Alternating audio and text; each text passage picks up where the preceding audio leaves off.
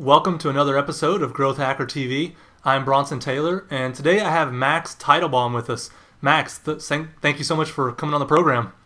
My pleasure. Thank you so much for having me. Absolutely. So let's learn a little bit about Max. You're the co-founder of WhatRunsWhere.com. So tell us about your company. What does it do? So what WhatRunsWhere does is we do online advertising, analytics, and planning for media buying. So we allow people to see what their competitors are doing online and on on mobile as well. Take that information and bring it back into their own campaign so that they can boost their profits and really take what their competitors have spent money doing it and use that to reduce risk. Gotcha. When people come to your product, do they think it's like magic? Some do, and others get what we do very quickly and see the value there, and others are, what is this? I don't get what I'm looking at. There's a myth. Well, even the ones that get it, I mean, it seems magical. Like, wow, I can really get access to this kind of data. It seems like I shouldn't have access to it. Not really. The way I explain it is, if there are billboards on a highway, we're basically the car that drives around and takes a picture of the billboard and writes down what's on that billboard and where it is on the highway, and we just make that information, available. Yeah, absolutely. The highway is the internet. Yeah, I like that analogy. So what's your current role at WhatRunsWhere? What do you do personally? What do I do? Not that much. No, I'm joking.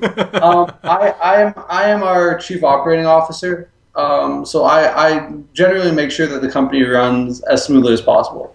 I wear a number of hats, as we're still a small company. We're only 11. So there's always a lot of work to do. So I help support the sales team. I help make sure that all of our finances and all that reporting and all that kind of stuff is in line and where it needs to be. Yeah. And then I liaison between our sales and support side and our tech side to make sure that there's goals are in alignment there as well. Yeah, absolutely. Like most startups, you do probably a little bit of everything.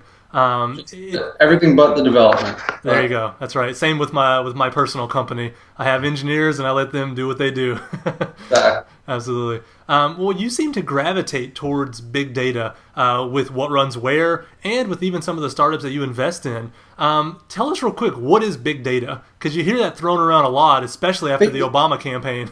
Big data doesn't necessarily mean one thing. Big data, to me at least, is when you have a sizable amount of data. I'm not talking about 10 data points, but you have millions upon tens of millions of data points. And it's being able to take that data and make something actionable or useful of it, or use that to create a product or service. Gotcha. So, with the Obama campaign, we're talking about being able to take users, geographics and demographics and likes and all that kind of stuff and synthesize that into the correct political messaging across the country. Absolutely. Is big data changing the way that savvy companies market themselves, or is it just the hype of the hour?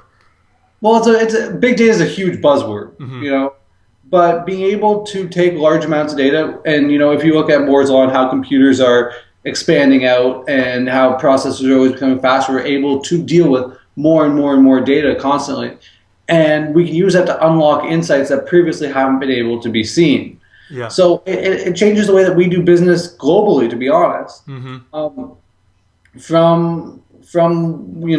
how we stock inventory in a store to how we make our advertising decisions, all of it can be driven by data. Yeah. And we say there are Harvard Business Review just put out a study. Only 11% of decisions in marketing are made using data. Most of them are made using past experience and gut intuition. And that means there's huge inefficiencies within that market, and we hope that we can solve those inefficiencies using data. Yeah. Because sometimes data shows you things that isn't exactly logical. Like, you may think that red outperforms blue in this banner, but if you look at a sample size of a couple million people, you may be able to see that in these cases, it's exactly the opposite. If you can analyze and view that, you suddenly have a much more efficient campaign. Yeah, absolutely. What kind of person do you think really is successful at kind of wrangling big data? Does it take a marketing mind? Does it take an engineering mind? Does it take kind of an ad mixture? What do you think? It takes a mixture. I mean, big data, as I said, isn't just a marketing thing. It goes across every industry. I personally love statistics. In school, when I was in high school, a long time ago, when I was in high school, statistics was my highest subject. I really do. It's weird. I'll sit at home and I'll watch, videos on statistics. really, really low statistics. It takes somebody that has a firm math background to actually go in and do that. Yeah. Um, but then it's just having an analytical mind. It's wanting to understand. Data is available to everybody. It's what do you infer? What do you choose to do with that data? That really becomes important. Gotcha. What are some examples of some companies that are really using big data effectively just to take market share? Do you have any kind of go-to case studies that you think about of like, let's be like them? To take market share. Yeah. I mean, the banks do it constantly, and it's never been called big data. But the banks take a massive amount of data Uh-huh. and use it to pre-qualify you for other stuff. And even when you look at these free rewards cards that are coming out, a lot of them have terms written in where they can take all these different data points about you and then use it to pre-qualify you for cars and for other credit cards and things that aren't necessarily logically related. Uh-huh. But if they take that data, that spending data, and that demographic data, and leverage it back in. Or a perfect example, is a DMP, a data management platform like BlueKai or Xlate or something like that, that collects this data from consumers and then sells it back to ad exchanges and networks to improve targeting. Yeah. Well, let's stick with those two examples for a second, because both those examples, they have a lot of capital used. A bank has a lot of capital to put out these reward cards, to get the data they need. They have teams of people to analyze the data. They have kind of the whole system in place to really use big data to their advantage. Is big data something that only you can use if you have a big budget, or can I, startups use big data? I mean, everybody can use big data, and when that's why big data is such a buzzword Mm-hmm. because back when both my grandparents ran a fairly successful clothing wholesale business Mm-hmm. here in Canada, and I was sitting with my grandfather the other day talking about it, and he was describing to me about how when they first brought it onto a computerized system, it took a week running 24/7 for Mm-hmm. all of their SKUs to be put into into a folder, and it all broken down. Mm-hmm. Now that's a 20-minute process. Yeah. Once you have everything loaded, it takes 20 minutes to run and create that. So what we think is big data today is going to be small data tomorrow. Uh-huh. So, but the key there is that startups like, let's say us, try and take data and try and make it available to everybody. That's sort of the crux of disruption in a lot of places, making something that was only available to a few available to many, Yeah. and then moving upstream at that point. Yeah, absolutely. So you talk about how So you're disrupting by giving it kind of to the smaller players. Are there any other places that a startup can find big data? Because as I'm hearing this, I'm thinking, yeah, I believe that I need a lot of data points. I want to think about it statistically. I want to be like Max and see the world this way. But outside of what runs where, like, where do I actually get this data? I mean, it's not just well, it laying depends, there. what kind of data are you talking about? Are we talking about marketing data, or are we talking about sales data?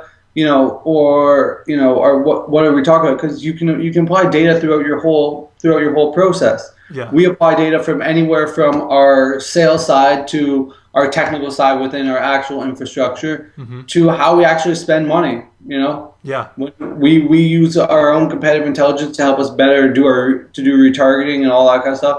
And big data affects us day to day, even when we don't know it. Mm-hmm. Especially when we're talking about somebody like BlueKai or Xlate, where they have a profile on you. You just Yeah. don't know it yet, All based right. on your browsing habits. So what places do you go for data for your own company when you do marketing? When you do, I mean, obviously you use your own product, what runs where, but what other companies do you use? I mean, it's not necessarily quote unquote big data, but we'll use Alexa and Quantcast to go look at demographic profiles across websites, Okay. and then we'll use things like Built With or those type of companies to look up large data samples on other companies, or if we look at Ghostery and that kind of product and how they categorize ad networks. I mean, those are very specific, and they're not necessarily quote unquote big data, but those are very specific examples of tools that we use. But basically it's not necessarily about big data, but when you can spawn your own data sets, Mm-hmm. you can then start to make inferences from them, and there are tools out there to help you do that. Now, what do you mean? What do you mean spawn your own data set? Like when we send out a mailing to our users, we have data. We have a certain number of emails sent. We have a certain number of unsubscribes. We have a certain number of opens. We have a certain number of clicks. We have a certain number of actions that come out of that. Mm-hmm. And when we take that back in and take it not out of our email program, Mm-hmm. and we can put it back into somebody can actually sit down and analyze it. We can say, okay, this test or what we've done here has resulted in X. Yeah. Do you think that's kind of an untapped resource that a lot of startups have data of their own that they're actually not analyzing well enough or at all? Yeah, you should create a company that helps them do that. Yeah, right. There you Yeah, make go. a little bit of money. There you go. So go ahead. You can say something. There's data generated everywhere. Yeah. Even like anything that you do within a startup, the number. So we have, for example, we generate data. We do something called war reports, weekly action reports. Mm-hmm. Where when we have sale, with our business, we'll call them business development. Yeah. When they do it, we get a report about the number of calls they make, the number of people that picked up off that call, the number of emails sent, the number of emails returned, and for each different action that they're doing. So we can say, this is what's being effective in your weekly process. Here's what's not being effective within your weekly process. Yeah, that's awesome. So Max, you have a deep understanding of the ad industry just by virtue of your product, What Runs Where. You probably see the landscape of ad buying probably more fully than most people, especially if they're just getting into it.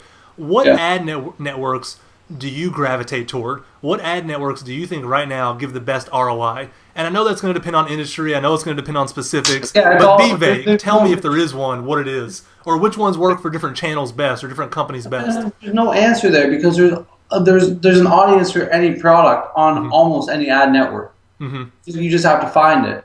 The place that is really exciting is, I don't know if you noticed, but yesterday we just announced that we released in-app monitoring coverage, so we can show you what's running within Android apps. But that mobile landscape is really interesting to me, because mobile is where general display buying was 10 years ago. Yeah. So it's going to evolve, and the people that figure it out now are going to do really well moving forward, especially if you can capitalize that for your brand, or you're just doing something direct response marketing for it. It suddenly, becomes a very interesting, industry to be in. Mm-hmm. And though all those ad networks, anyone from AdMob to, to Smatto to, in Mobi to Tap Jump Tap or Tapjoy, everyone puts Tap in their name somewhere. Yeah. But, being able to fully understand the picture of what's happening there is extraordinarily important. Yeah. And you can leverage that, and the process is the same on display. It's just a lot more refined. Yeah. Let me ask you this: when a startup decides they want to do ad buys, they want to go and have advertising on Google, Facebook, fill in the blank, whatever it may be. Are they wasting their money if they're not doing the what runs where kind of research? If they're not figuring out what's Absolutely. You waste money. You waste money during the testing phase. Mm-hmm. If you can look at what other similar companies have done and been successful with. Mm-hmm.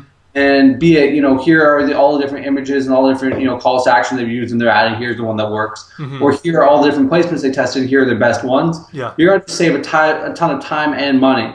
And before you do any of that, you should also just be retargeting your visitors. If there should be a strong focus on internal traffic. If you can convert more of the people that come to your website, they're very educated here, but your product is a much cheaper conversion channel for you. Yeah. Who do you guys use for retargeting? What's your favorite? We use a company called Perfect Audience. Yeah. Actually, I think I'm going to have them on the show as well. Good. Yeah. Brad Flora? Yeah, I think I have him coming up. I got to look at my nose, but I'm pretty sure he is.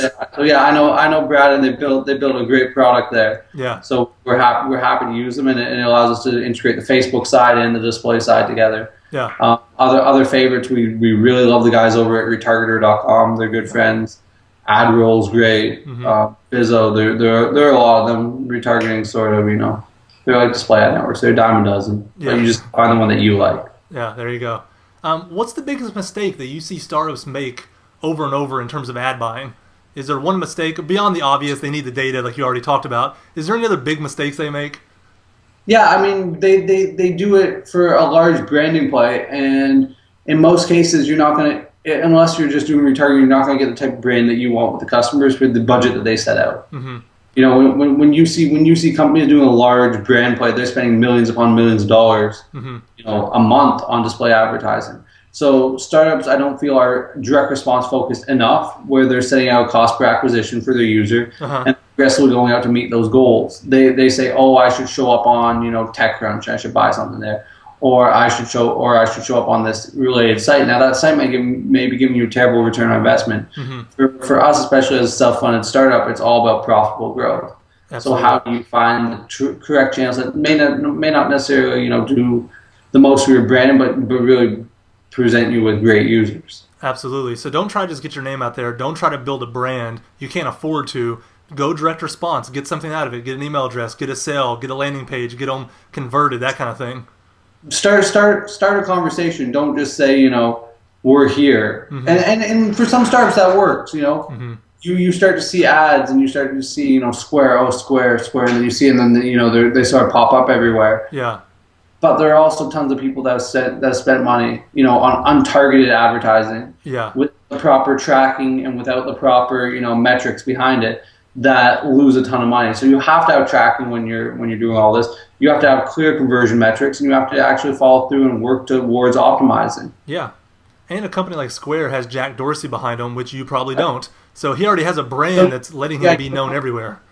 But the point is, don't just spray and pray. Don't just, say, I'm going to just throw it up here and I hope that this works. Yeah. Even if it's not our data, take some data and leverage it against it. Yeah, absolutely. Let me ask you this. You obviously gravitate toward ads. You like ads. You wouldn't start WhatRunsWhere if you didn't feel some connection with them. Do you think that any growth strategy can outperform ads? SEO, social, and obviously, again, the devil's in the details. All of them. All of them can outperform it, huh? No, well, and that's not true, but it really depends.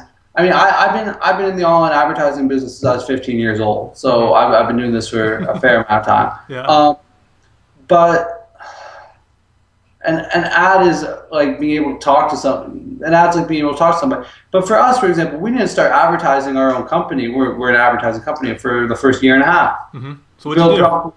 We built profitable growth based on social interaction. We didn't even do that much social media, but it was just about industry outreach. It was about building a great product and being involved and engaged and doing training events, webinars, really just, trying, I would die to get a customer. I still would, Every customer is important. You look at them that way. Yeah. There's no delusion of grandeur. It's, if I have to get on my knees and beg to get this customer, I'm going to get on my knees and beg, and eventually we're going to get 2 customers, 3 customers, and those 3 will turn to 30, and those 30 will turn to 300, and it'll keep going there. And then eventually get to a point where you should be retargeting from day one, and we did do that, so that was a bit of an untruth earlier. Yeah. But besides that, we didn't start to even buy display media or Facebook media or anything until, a year and a half into where we were done. Advertising gives another growth channel. So once you have your business set up and your metric established, you can add advertising on as another growth channel. Yeah. I feel it's the same way with social. You should be doing social since day one, but you can really ramp that up. Mm-hmm. Yeah, absolutely. Absolutely. So you talked about early on how you got your new user acquisitions. What are your primary channels now? Where do you see most of your new users coming from? From ads, from social, word of mouth, emails? It's a huge mix. We do a lot of press. We have a lot of word of mouth, a lot of search and SEO come in, a lot of ads. I mean, it's a huge mix. Yeah, we have a couple different departments that do nothing but user acquisition between marketing and sales, and then support does a bit of it as well. Yeah. No, that's great. Well, let me give you a chance to kind of give back to the community. There's a lot of 15-year-old Maxes sitting out there trying to figure out what to do next. I hope not. The world's going to be in trouble if there are a lot of people like me in there. Well, maybe there's not too many, but there's a few 15-year-old Maxes out there watching this, and they're trying to figure out, how do you learn this stuff? Because obviously I asked you these questions, and it's second nature to you. You know these answers. You don't have to think about them. These ideas are just, they're within you at this point. But how'd you get to where they're within you? What did you go through? What was your development process to where you can give this kind of interview? Well, I mean, the first step is just do it. Nike has a great slogan because, I believe in learning by doing. So if you get your hands dirty, you're going to learn a lot quicker. Mm-hmm. And sometimes that's definitely detrimental. I've lost a bit of money doing that. I took a chunk out of my leg, cutting. I was chopping wood for like the second time in my life, and put an axe into my leg once. And that's actually a true story. I have a scar to prove it. But learning, sometimes you fall, but it's just about how you get up and how you move forwards. Mm-hmm. And then the other bit of it is mentorship. So it's about reaching out to other people, other successful people, and saying, hey, do you mind taking some time talking to me? Yeah. I would talk to people that are in fields nowhere related to mine. Yeah. Anything's interesting to me. Any business person is interesting to me because I can take that and make parallels about my own company and my own business. Yeah. So I can talk to you and say, what's your biggest learning experience? I can bring that back and sort of try and apply that to my business. So it's just a hunt for knowledge and a hunt for, expertise. And you'd be surprised how responsive people are, especially if you say, I'm a startup, I'm new, I just need some, I need 5 minutes, or I just need you to write back some advice. Yeah. And combine that with your practical experience, and assuming that you're driven enough, you'll be successful. Yeah, well, that's exactly what's happened today. We reach out to you, say, hey, you want to come on our program? You don't know me personally, and here you are giving me your time, opening up kind of your knowledge for me, just because I was willing to ask, and I'm willing to be humble and learn from somebody. So it does work. You mentioned just doing stuff, trying stuff, the Nike slogan. Well, what do they try, though? That's the question mark they're going to have, because they're the 15-year-old you. They don't even know what to try yet. So what do they do? Do they start a business? At this point, the internet has so much information on it. You do a little bit of reading, and then you find out what you think is right, and then you find out what you think is right is wrong very, very quickly. And but again, assuming that you ask for help, you'll be able to avoid some of those mistakes, and you'll also be able to find a great starting place. When I started, I had no clue what I was doing with anything. I just put up my first campaign. I lost, a little bit of money, and What'd you start with? What was your first campaign, or one of the early ones? I don't remember. I can tell you, I got one of the first things I did. I got banned from AdSense when I was like 14 because I put up a website, and it was a website about this video game that I really liked. And I put up the website, put some AdSense ads on. I was like, hey, mom, dad, friends, look, I have this, and I get paid money with my ads. So everybody came to my website and they clicked on my ads because they were like, oh, I'm making max money. Banned 2 days later from AdSense. But there's a learning experience in there. Yeah, absolutely. Well, Max, you've given us a lot of great advice. You're obviously a wealth of knowledge. There's a reason why WhatRunsWhere is doing as well as it is, because guys like you are a part of it. So, Max, thank you so much for coming on Growth Hacker TV. My pleasure.